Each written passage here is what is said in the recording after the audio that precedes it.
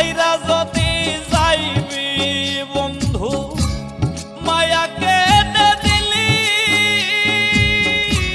চলো নাতে বুক ভাঞ্জিয়া কেন বাপর করিলি মাঝারুলের হইল না সুখ বন্ধুয়া তোর কারণে প্রতারণার হইব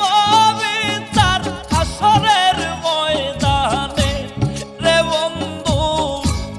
প্রতারণার চাইব বিচার আসরের ময়দানে কোন সে দোষে দুঃখ দিলে আমার সর